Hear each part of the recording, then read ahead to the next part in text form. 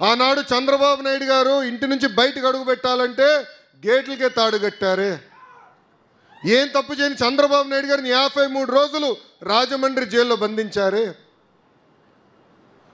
ఆనాడు మనం చూసాం పుంగనూరు నియోజకవర్గంలో ఒక తాతయ్య మీసాలు మెలేసి తొడగొట్టి, ఎవరది? అంజిరెడ్డి తాత, రా నా దగ్గర నుంచి తీస్తావా బీఫామ్ చూద్దాం అన్నాడు. ఆ అంజిరెడ్డి తాతే మనందరికీ స్ఫూర్తి. పల్నాడు జిల్లాలో ఎన్నికలు జరుగుతుంటే మంజులారెడ్డి గారు ఆనాడు బూత్ దగ్గర నిలబడి పోరాడారు.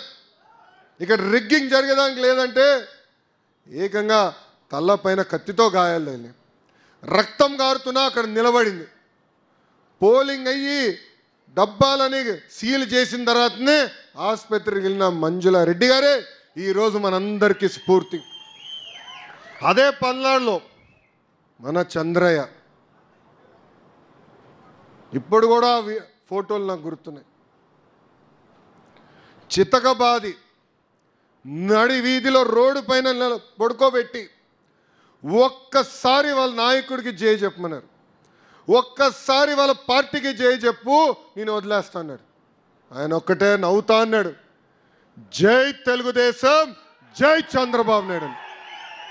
ప్రాణాలు పోగొట్టుకున్న చంద్రయ్య.